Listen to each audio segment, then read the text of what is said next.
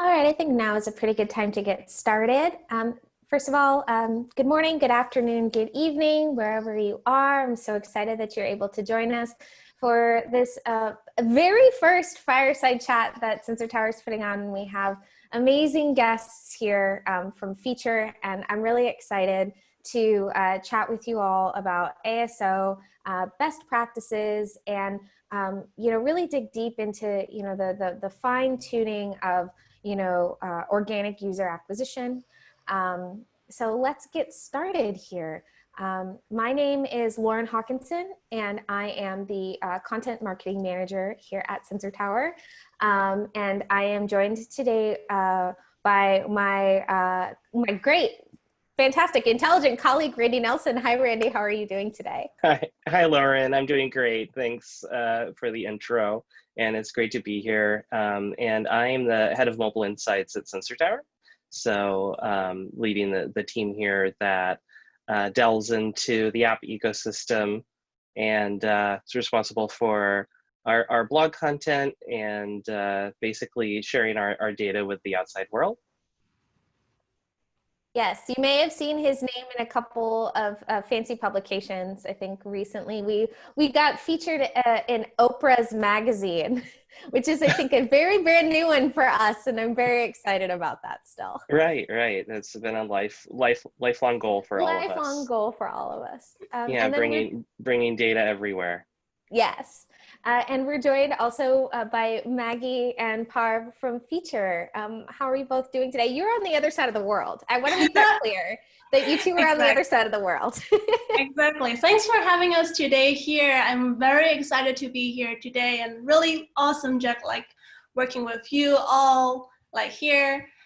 Yes, we're actually the other way of the world. We're actually based in Berlin, so it's pretty much around 6 p.m. on our side already, which is pretty much an early morning for you guys. So me, Maggie, I'm one of the senior AS consultants at Phiture, so I'm just probably going to feature a little bit more later on. But what I do on a daily basis is basically helping apps to grow organically. I used to have clients saying that, getting installs organically is pretty much like getting installs for free. And that's why they really love, working with us on the ASO topic, app optimization. We do quite a lot of things here. Personally, I serve quite a few big brands right there, TripAdvisor, Headspace, these are things like that. I'm really excited to be here today. Great. Hi guys. I'm Parv. I'm also a consultant at the Phiture. Mag has given a quick intro of the Phiture, and we'll be covering up in the coming slides. Really excited to have here be a part of this panel today. Usually I bring along the experience of ASO and the paid marketing.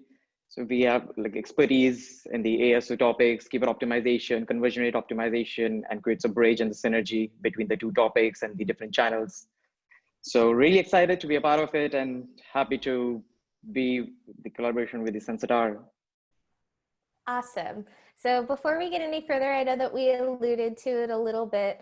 I would love it if you both could talk a little bit about what Phiture does. Yes, that would be awesome. So there are a lot of text right there, but basically we help, mobile app to grow. No matter that's organically or with paid, we don't really only look into user acquisition layer. So we do ASO, we do Apple Search Ads, we do Google App Units. Those are pretty much like user acquisition layer. But what we do more is actually we also take care of any users within the app. So we do user retention, we do CRM service. We actually have a service called Growth Consulting.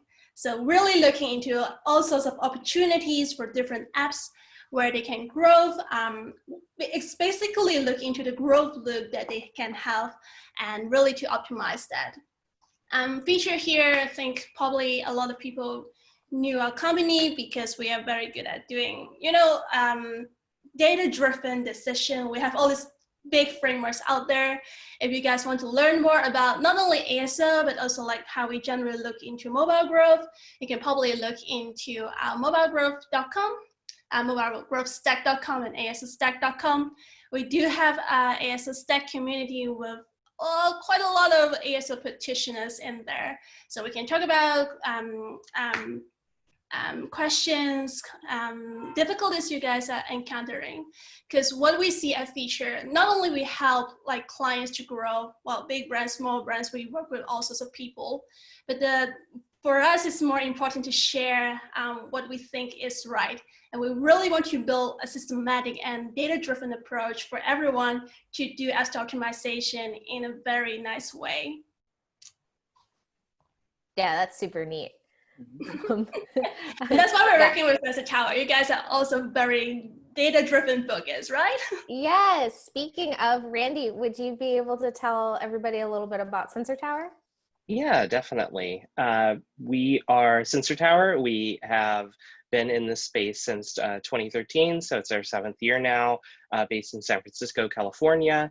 And actually, we offer an entire suite of products for looking at the mobile app ecosystem. We are a multi-product approach, a multi-product platform, covering everything from top charts to store intelligence, which is our product for looking into app installs, app revenue. We have products that look at mobile advertising, mobile app usage and engagement. Our newest product is called App Teardown, and that is a product that allows users to look into the SDKs that are used by mobile apps. But really where we got started back in 2013 was in ASO, and it's been a core tenet of our product ever since then, and it's been evolving and being developed since 2013. That is our app intelligence product, and it's what we'll be focusing on here today. There's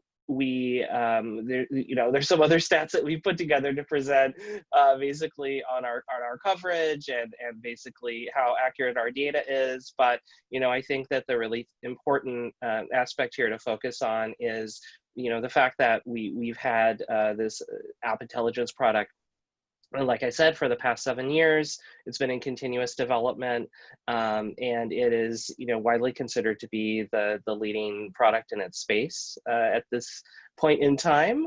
So we're really looking forward to getting to talk a little bit more about the insights that it can deliver, and some of the new developments that we've put into it over just the past few months to make it even more useful for ASO practitioners. Excellent. Now, I think that it's safe to say that ASO is a mixture of science and magic. A lot goes into it, a lot of experimentation goes into it, and also a lot of finesse and a lot of sort of mysterious skills go into it. So I'm really excited to talk today about ASO. And I just wanted to remind our audience that we currently have open Q&A available through Zoom, through our webinar. We are taking questions. We will be reserving questions until later after our discussion, but please feel free, if you see something that is interesting to you, if you have a question, please send it our way. We're going to do our best to answer it today and to give you guys the insights that you'd like. So without further ado, let's get started into the meat and potatoes of this discussion. So 3 things that you're doing wrong in ASO. I think it's kind of funny that we were able to boil it down to 3 things. Yeah, it's all of a surprise. You probably don't, you have quite a lot of things doing wrong. I have been seeing developers doing things wrong. But I think what we want to do today is really focus on 3 big things which is very common, and so that you guys can avoid. Yes, yeah. And I think that the great thing about these 3 things that we've identified, even though there are a lot of little steps to them, I think that by implementing them immediately, like hop off this call and do these things, I think that there will be a lot of really great returns and kind of a lot of, I would say, like optimization, like it's really just these small changes are really going to make a big impact. That's absolutely right. Yeah. So, Parv, I was wondering if you could talk a little bit about tracking competitors and what it means to follow competitors' actions. You know, when should you be looking directly at your competitor's playbook, and when should you be, you know, going against them and trying to, you know, outthink or outmaneuver them in ASO? Yeah, sure. I think most of the players in the market, when they just start with the ASO, they tend to, follow the pursuit of, and they have the perception if some big brand is doing some amazing job out there, it must be the best. So they tend to follow what the bigger brand is doing, and they tend to be deceptive in terms of positioning themselves and what they are good at or what they are the best. So at times we have seen players in the market, they just blindly follow the competitors' trend. What are they following? If they are using certain messaging around them, say if a big music brand is putting out karaoke or podcast out there, the apps which are more into radios, more into players, they tend to follow the same suit. So it's deceptive. It's you tend to end up in a situation where you are not able to increase the downloads, you're not able to focus on the situation where you could perform amazing. So that are the, I think, crucial points where it's not advisable to follow the competitors blindly, their actions.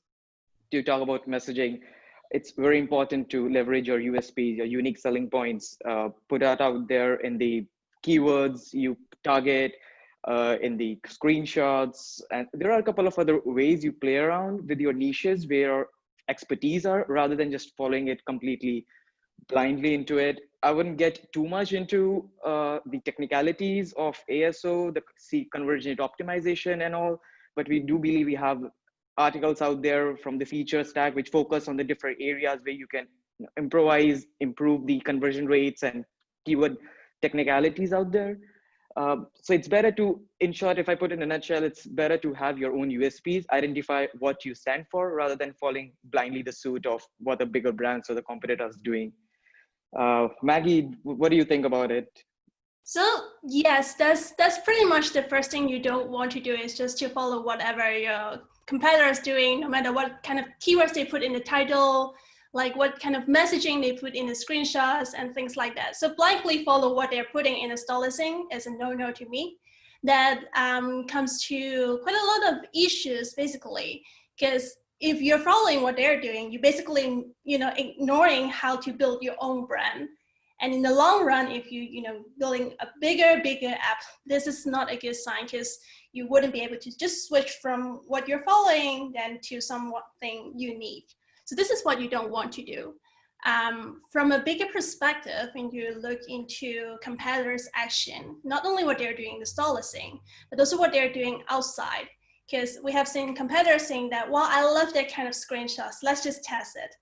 But first thing, you don't really know whether your competitors actually test it before they implement it. You probably might not follow the best practice. That's one thing you want to be aware of. The second thing is you don't really know what they're doing outside the store. There may be certain reasons why they're putting certain messaging in their store. They might already run quite a lot of brand campaign or big campaigns out there, which direct users to the store, and that's why they can convert users. Without that really comprehensive view of what they're doing, and just following what they're doing within the store will probably discourage your users as well. Because take a very simple example. I have seen screenshots with very detailed design, not even much captions or description in there, but they do quite a lot of things outside. So say in the brand campaign, advertising, website, they did talk about a lot, say what the app does, what are the core features, what are the benefits, and users just go from there, going to the store listing, see it nicely, then they download the app right away. There are a lot more work outside the app store before they really reach that so-called optimal situations. So be aware of what your competitors are doing outside the store as well. This is what I really like about Sensor Tower. You guys have the app intelligence just to spy on your competitors, what they're doing outside the ads and things like that. I do look at that a lot, actually, So this is what we would generally recommend, not to blindly focus on like what your competitor is doing within the store, but really find your niche position. So what is your positioning? As simple as talking keywords, you know, well, music app, they probably target like unlimited music, music download, music for free. But for smaller apps, especially if you don't have that big brand name, it's really difficult to get to the top position with all these really competitive keywords. So you have to find your niche. So if you have a very specific features, go with that. Don't ignore what your competitors doing. You probably want to learn from them. Just have a look what they're doing good. Take those learnings with you. Think about what is your strategy, and then implement your own way of ASO. And that's right, you're right. Laura, saying that the whole thing is actually a testing. It involves science, you know, looking into the data, but it also involves magic creativity just to do the iterations and find the best position you can get. Yeah, wonderful. I think that you touched on something really important, Maggie, which is the idea of crowded keywords. You know, it's going beyond what your competitors are immediately doing. And it's really just about, oh, I have a music app, so I have to have metadata around music, or, you know, I have a free app, so I have to pursue free, or it is for the iPhone, so I'm going to use iPhone. I think that this is a lot of really common thinking around ASO, that you should be really targeting to these very general keywords that are very obvious. And while I think that they are like very important, and there is no doubt that if you have a music app, you will be ranked in the Apple App Store and the Google Play Store for music. The algorithm will understand what your app is for. What kind of guidance do you give your clients when they are struggling to come up with keywords that aren't general? How do you guide clients who have a hard time thinking outside the box and not chasing those keywords that seem really obvious? That's a really good question. So if we talk about like technical keyword research for a client, say I did have that experience, a very niche client, they struggle finding really generic keywords, general keywords. So what we generally do is we do a few layers. So obviously you go with the first thing, the core features, the core benefits of it, search around those keywords. Then you look at your competitors. You probably have a few competitors. Look at what kind of keywords they're using. In a sense that you probably want to learn, but also want to try to avoid that. And that's the thing. Then you go a little bit broader, seeing how users perceive your app. So you can think about like, I have this call feature.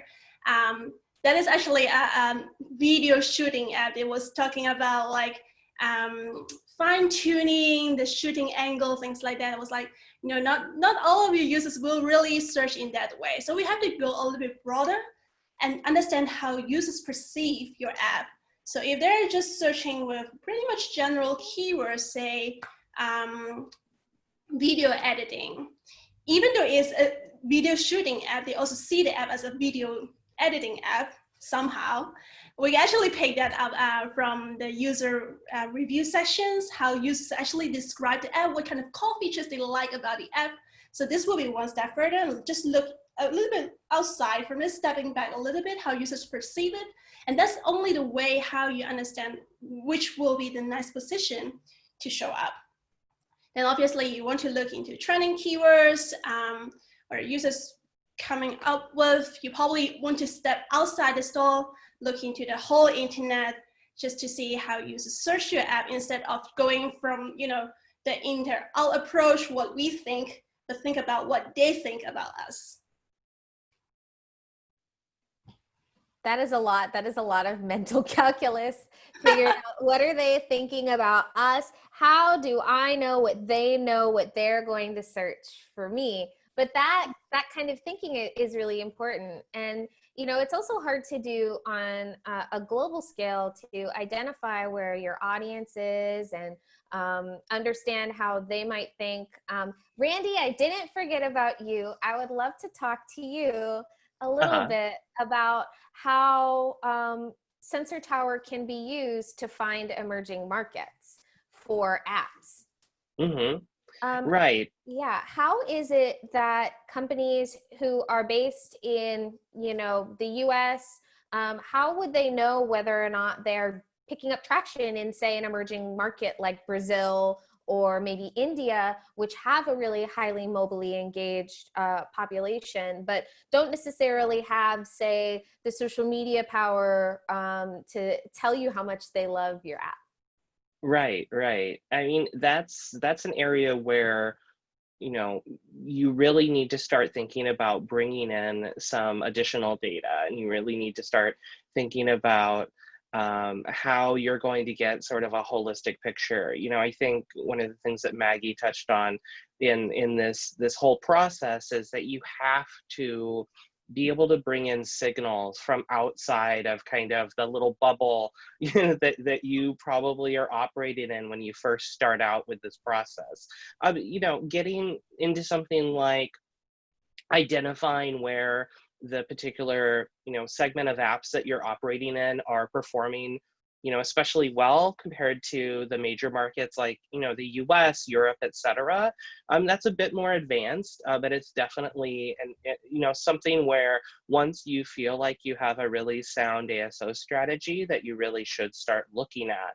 And then there's a way to through working with Phiture, through using a platform like Sensor Tower to really, reverse engineer what's going on there and apply everything you've learned and everything you've perfected for, for example, one of the largest markets, to be able to kind of walk backward through how your competitors and how the market is performing in a particular other country. So getting to kind of the topic of identifying emerging markets, that's where you can use something like Sensor Tower Store Intelligence to be able to see where your app in particular might be growing outside of your markets that you're focusing on in terms of installs, maybe in terms of something like revenue per download.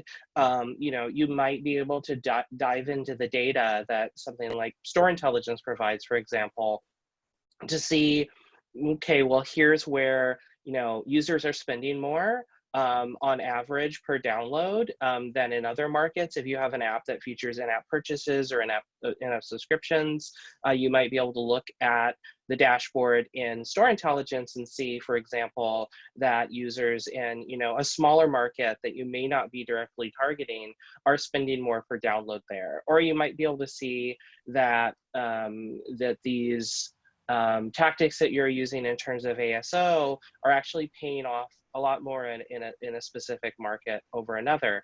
But once you look into the data and once you see it presented there in front of you in an interactive chart that you're seeing a lot of growth, or I think more particularly that if you're seeing your competitors, and that's one of the strengths of something like Store Intelligence, is being able to look at competitors in your category, competitors in your space, track an entire category. Let's say, using Maggie's example, music, you might look at music apps and see, okay, the market for music apps in general is really, really taking off in Indonesia. So maybe that's something I should look at.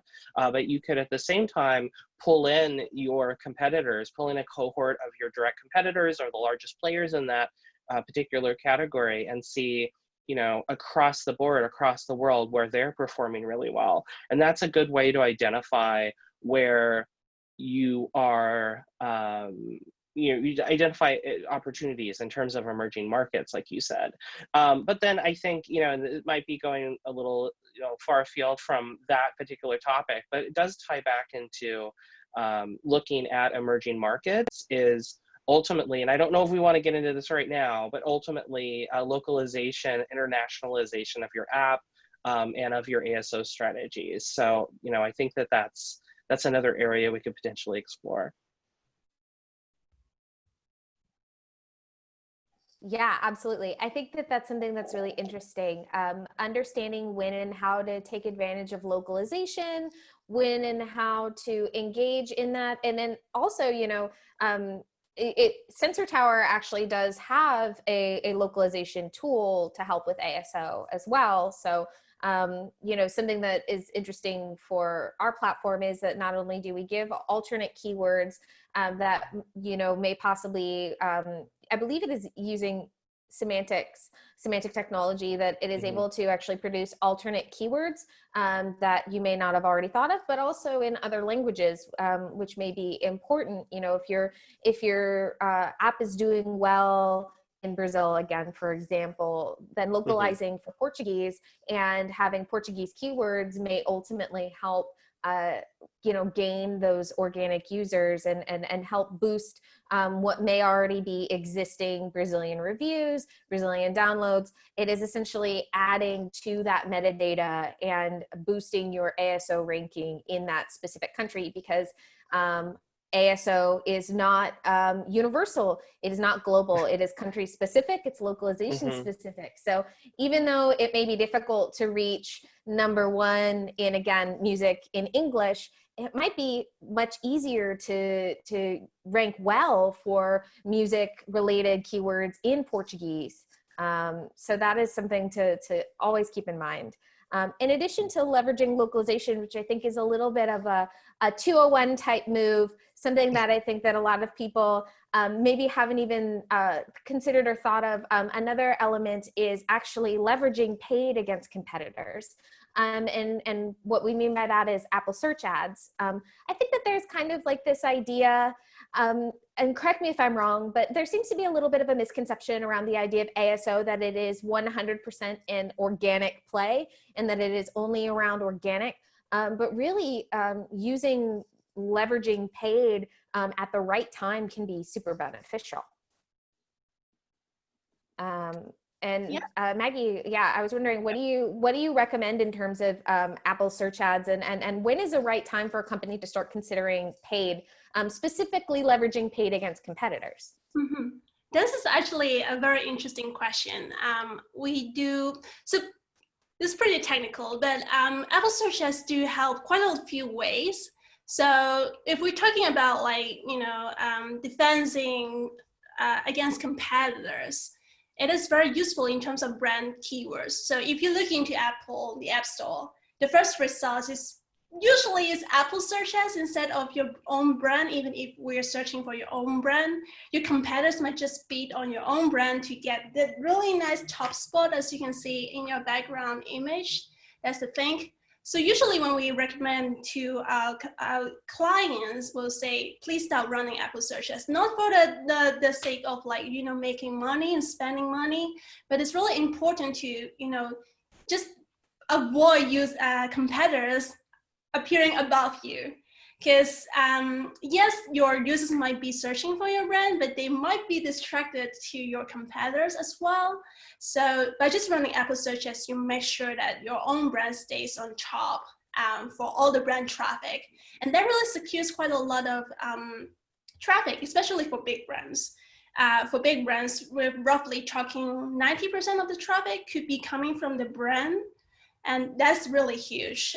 If you're losing, say, 2 to 3% of those 90% traffic to your competitors, it is a lot, actually. It's not like a small percentage. So this is what you want to do.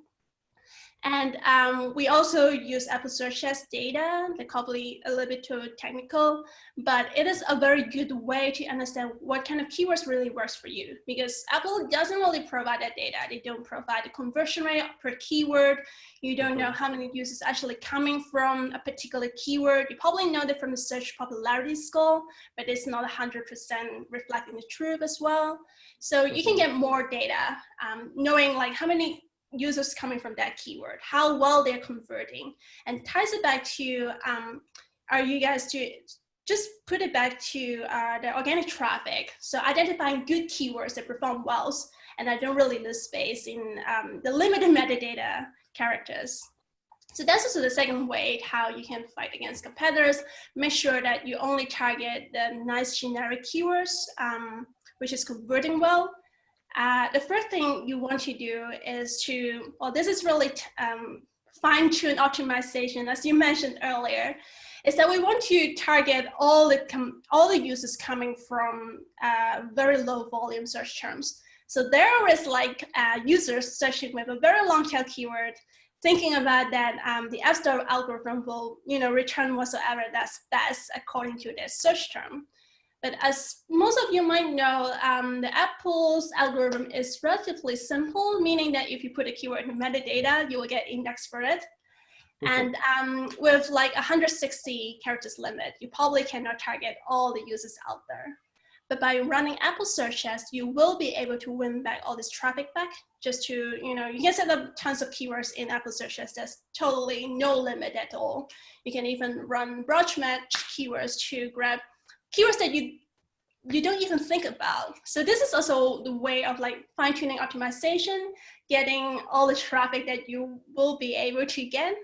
And that's how you will be able to leverage Apple search ads to help what it seems to be organic.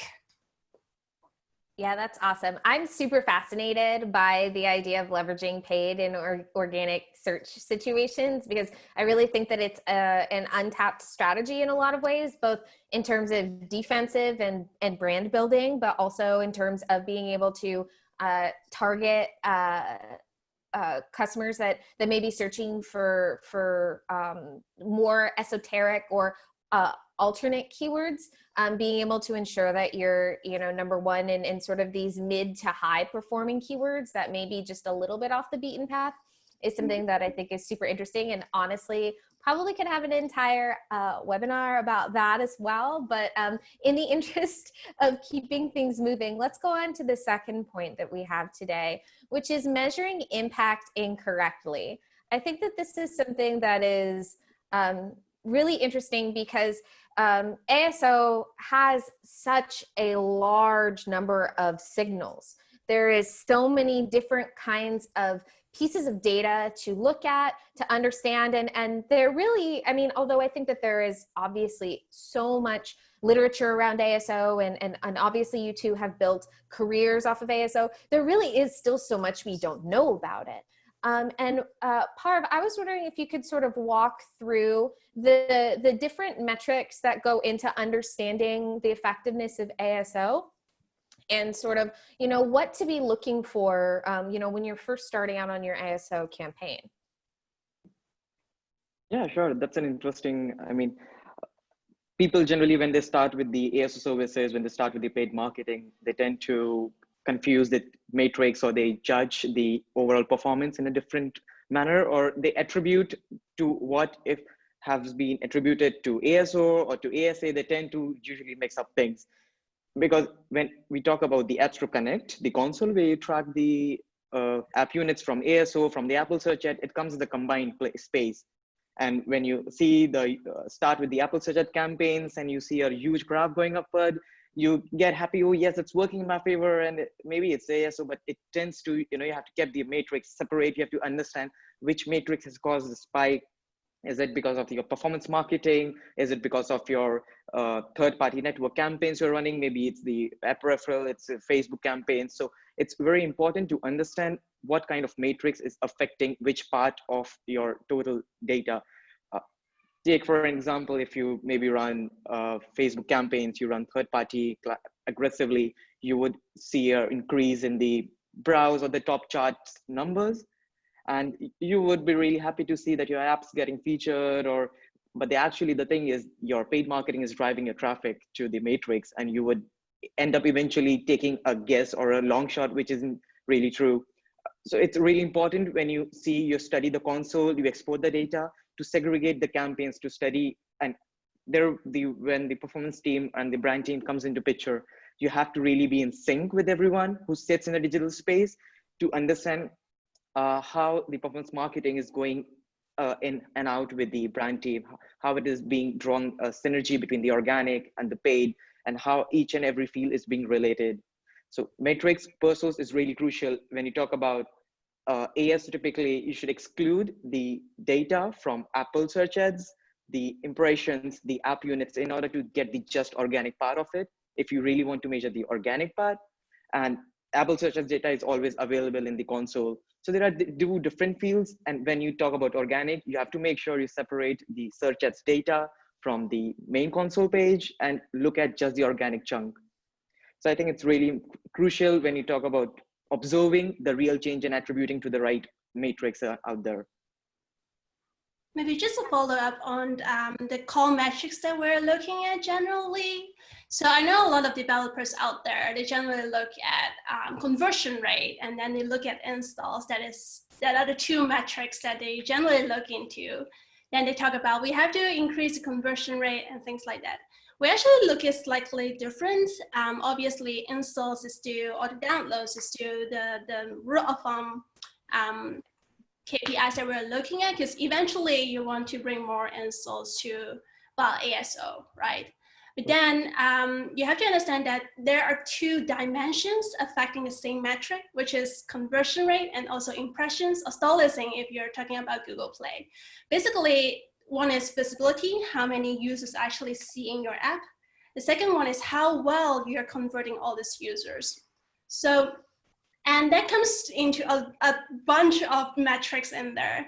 I noticed like a lot of like small pieces in the console, you don't really know what to look at. But if you have that clear structure, so I will first look at installs. I know what two metrics are actually influencing that. You will start have a clear idea, okay, which metric I should look at. Say, usually when we look into visibility, we look into impressions, say, like, let's take App Store as an example. Then we start looking into, are we doing things influencing certain metric per source? So are we influencing search source, or are we influencing the browse traffic? So those are the things that you have to be aware, because while I have seen developers saying that we are increasing the conversion rate by doing certain things. But if you look into the whole picture, basically, yes, the conversion rate actually going up because they're actually getting less traffic from search. And that's interesting. I struggle to explain this relationship to a lot of people, but basically the idea is if you get less traffic from generic and you're getting more traffic from brand, say that way, you will get conversion rate uplift anyway, because the browse traffic usually have a higher conversion rate. So without looking into the big picture or having that structure and installs, impressions, and conversion rate, you probably get lost into what metrics I should look into. When we talk about keyword optimization, which one I should look into, how would that influence all these metrics? And there are a lot of correlations in there. So it's a difficult topic, actually. Yeah, there's a lot of different numbers to go through, and I think that it really depends on the context of your ASO campaign. Being able to accurately break down and segment different elements of your campaign and keeping track of them, especially when ASO experiments can take 1 to several months in a cycle in order to really fully understand. It can take a lot of hard work and concentration to ensure that you're not crossing streams and accidentally misattributing data, which I think is really easy to do. ASO requires a lot of diligence in its execution. But I think that there's it is an iterative process, and ASO is a long-term experimental and continuously evolving element of any company's marketing campaign. And I think that one of the interesting things that Sensor Tower is doing is that we have, developed a new tool set that actually allows those who focus on organic user acquisition to better understand and iterate on those keywords and to be able to optimize metadata. Randy, I love keyword downloads. Did you know that I love keyword downloads? I've heard. It's Probably one of the most interesting things I think that Sensor Tower has come up with over the last few months, and that's saying something because we've had a lot of products. But I will say, I think that keyword downloads is something that has made an immediate impact for our customer base.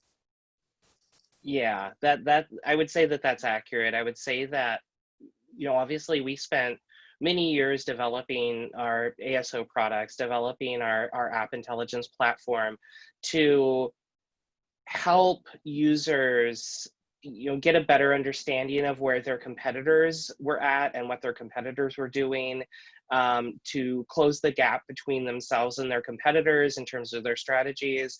But, really going back to what Parv and Maggie had said, you have all of these, various levers and dials that can really be impacting the ultimate outcome of what's going on with your ASO campaign. And, while Apple and while Google can tell you a bit about, and while, advertising partners, et cetera, can shed some light on, the impact that those campaigns, the impact that those changes are having, at the end of the day, what you're really doing with ASO is, you're making all of these strategic choices, you're making all of these technical changes, and then you're looking at, okay, well, what is the sum result? What is the end result of this? And it can be very difficult to separate out what is actually moving the needle in terms of all of these dials and all these levers that you've changed. And so keyword downloads was really something that evolved out of this. It was something where, we had obviously looked for many years at, what are the keywords that your competitors are using? What keywords should you be targeting? What are the, which keywords are the most competitive? Which ones are, have the highest traffic scores, et cetera. And that was, that was one big part of the picture. But the other part of the picture was that you weren't seeing was, okay, how are these particular keywords that we're focusing on really contributing to the mix, really contributing to the organic traffic that the app is seeing at the end of the day? And I think, equally, or sometimes even more importantly, how are these keywords that your competitors are targeting, how are those contributing to the mix? So keyword downloads came in to really cast light on that, and to really be able to go in and say, look, these are the keywords that we're targeting, these are the keywords that our competitors are targeting. We can now see, for example, based on our algorithm, based on all of the data that we're collecting and processing, for example, that, well, our brand keyword for our app in a particular case is generating, let's say, 80% of all of our traffic. Well, what are other keywords generating? What, in terms of all of our installs, what is the breakdown? What does the mix really look like? And that's really important for being able to quantify and benchmark the efforts that you're undertaking. You want to be able to say, all right, well, if we're putting in all of this effort around these keywords, is there a return on that investment? Is there a return on all of that effort? And something like particularly keyword downloads can show us is that a particular keyword is driving a lot of your installs. Or if you look at your competitors, you can say really, really quickly, they're targeting these keywords, and these are the keywords that are really paying off for them. You can really get a very quick, very easy view of kind of the bottom line of these are the keywords I'm targeting for my app. Here's how they're performing for me in terms of installs. It's very complex, it's very complicated. It is where we get into kind of the art and science of things. But we eventually, after years of working on this, I think we've really cracked it. And I think at the end of the day, it really is shedding light on something that, previously developers didn't have a lot of insight into. And now we do it in a product where you can just with a couple of clicks. And that's why I'm excited about it. And that's why I stay excited about it. It's such an interesting thing to me. I love looking at, I love going in and looking at the different apps and seeing, where do they, rank in certain keywords and how is that attributing overall? And seeing sort of the different interesting discrepancies between keywords and when a keyword is really hot or when an app is just doing super well on a keyword. You can really use keyword downloads to kind of look at the finer tuning points of that and seeing like, okay, well, is a certain keyword driving, an incredible number of returns for everybody? Is it really, that magic keyword? Or maybe it's just doing really well for one app. And if so, how? Which I think leads us into our last point, which is going to be really fast because I do want to leave time for questions. And we've had such a great conversation, but I think that there's a lot that our audience probably wants to know about. So we're going to do this one super lightning quick, if that's okay with you. And I think it's actually a lightning quick point, which is one-off ASO. I'm just going to go down the line really fast. Parv, what is a huge mistake for one-off ASO that you see your clients make all the time? Like, it's the most crucial point, and everyone wants to just leverage the seasonalities. If they're a huge trend, there are Black Friday sales, they just want to get into it, do it, and just boom, vanish it off. They don't want to do it continuously. They don't want to push it throughout their engagement. So I think it's one of the most leveraged, and the most one of the thing that holidays, seasonalities, or the just occupying only the trending keywords or overgeneralizing the keywords, just it's not really encouraging. It's the sales and the seasonalities should be kept to the engaging point in the longer run, not just to go into it, leverage it, and vanish it off.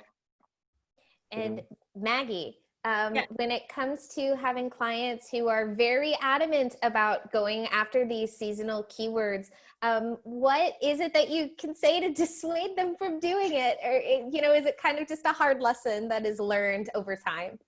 Yeah, I'll probably just show them like what we saw, like every single, well, take Black Friday as an example. You do a very quick search in the store. You'll see how many apps, which usually wasn't in there. And then you see that all the apps suddenly just pop up within a few weeks before that.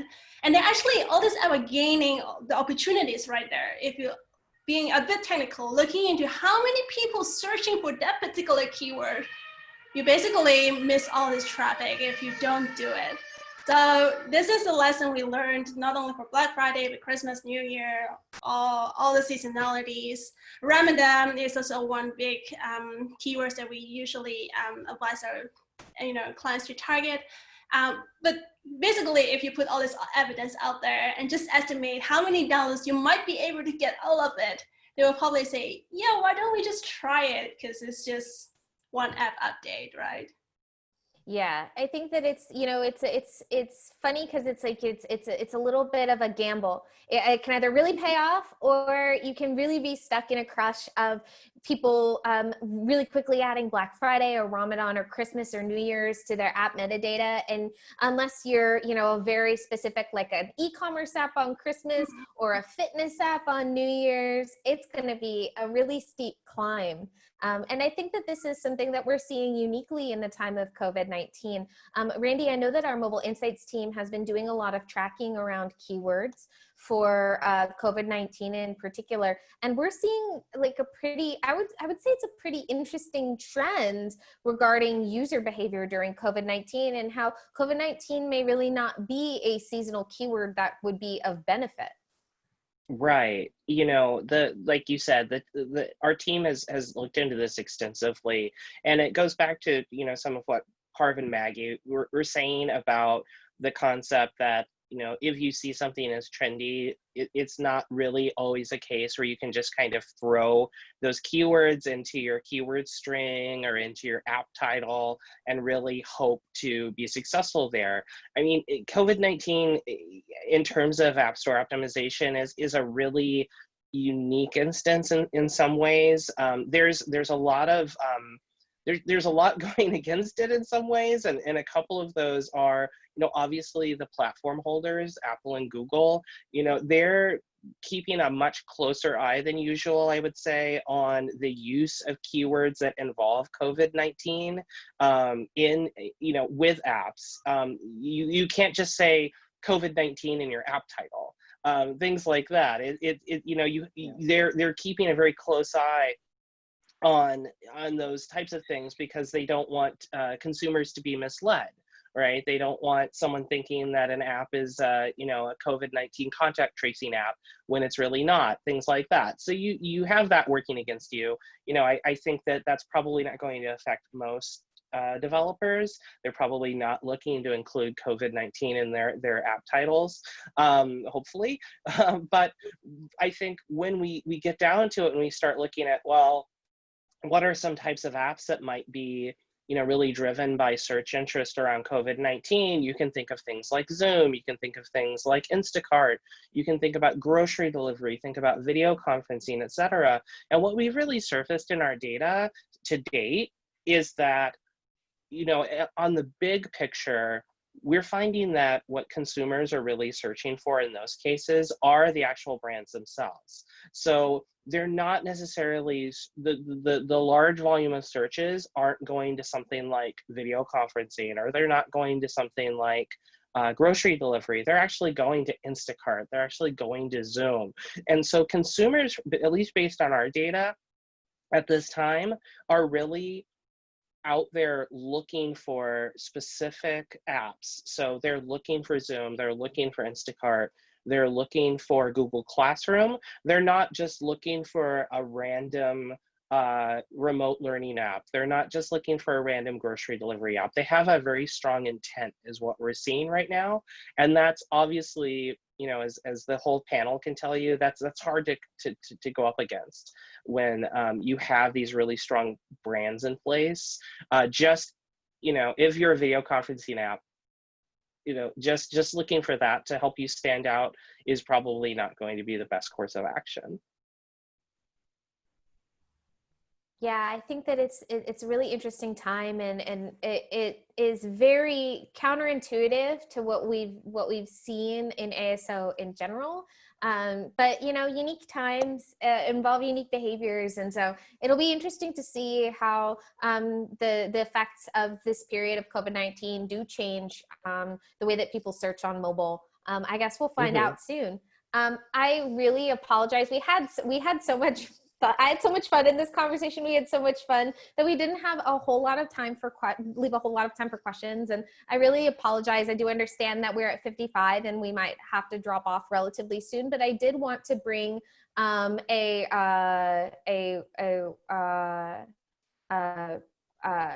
question in from the audience.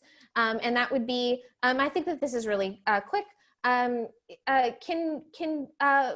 This is for you, Parv or Maggie, feel free. Can you list the factors that actually impact keyword ranking beyond the keyword metadata really quickly? Beyond the keyword metadata. So basically, thinking. So basically what you want is the position of the fields that you want to add the keywords in. So, well, you probably know that the title and the subtitle carries most of the weight. One thing I observed really interestingly since last August is that now the conversion rate really plays a role in terms of keyword rankings, especially not only for App Store, Google Play anymore, it's the same case for App Store. So previously, early last year, we're still seeing if you start adding a keywords in there, you probably start ranking the keywords right away and stay there for most of the time. What happens since August is that you start ranking for that keyword, depends on how users react to that keyword, you might go up or you might go down. So that fluctuations from conversion rate on the keyword level is pretty significant. And in order to manipulate that, we have a technique called the keyword recognition technique. So basically you want to answer the user's search immediately, no matter it's in the screenshots and the title. So basically we will put the most, the high volume search terms in the screenshots, make sure that users see that keywords when they see your stall listing. And it's pretty much an intuitive thing where they are searching for that keyword, they see the keyword, it is much easier for them to download it. So this will obviously also influence keyword rankings. You get a better conversion rate on the keyword level, you get a much higher keyword rankings, and it's just a loop again. You will just go upper and upper and upper. Excellent. And we have another question from our audience, and I'm going to toss this one to you, Parv. So we have a couple of questions, tactical questions around how to leverage different keywords and different elements of a title or subtitle. So using things like free, app, and iPhone, using singular versus plurals in the keywords list, using special characters, or using playing around with the length of titles. This is a lot of fine-tuned tactical optimization of ASO. And, are these things making significant impacts or are they just a little bit, do they not move the needle as much as other techniques could possibly do if you're looking for an immediate impact on ASO? Mhm. Sure. I really like the first question. It's really interesting to usage of the free app on the iPhone in the title. So basically, like this is the most important thing that usually developers, the players in the ASO industry, they jump in onto in order to optimize, because it's always lucrative to have free in your title or some subtitle. Apple generally indexes these keywords for free. You don't really have to target them through your metadata, either from title, subtitle.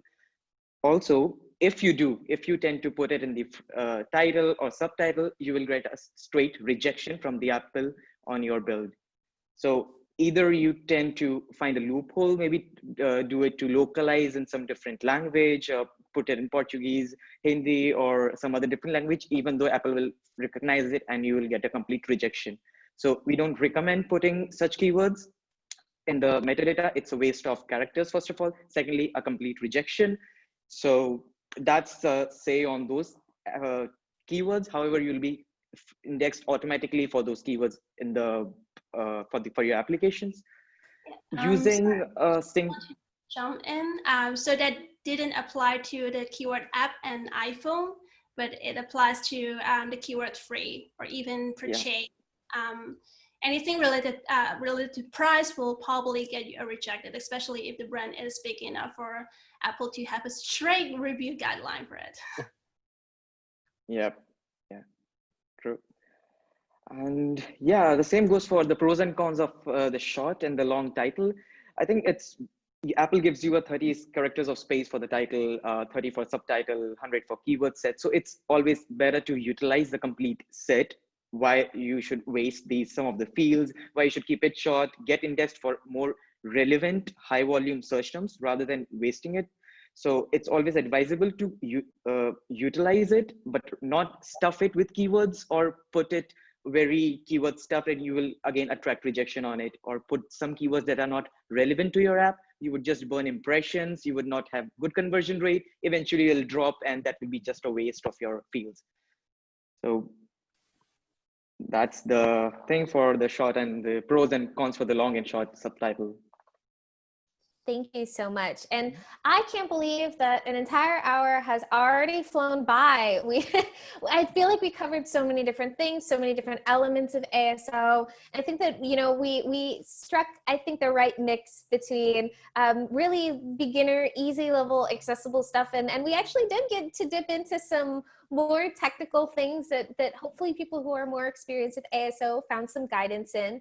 I know that this webinar is wrapping up, but if you do have any additional questions, whether to us on the Sensor Tower side or to Parv and Maggie over at Phiture, please feel free to email us marketing@sensortower.com.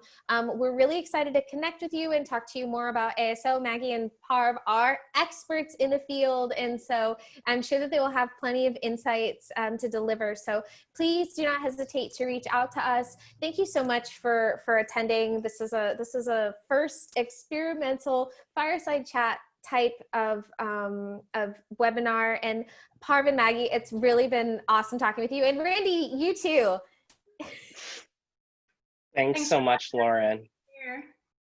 Thank you all, and I hope we get to do something like this again really soon. Thank you so much for taking the time.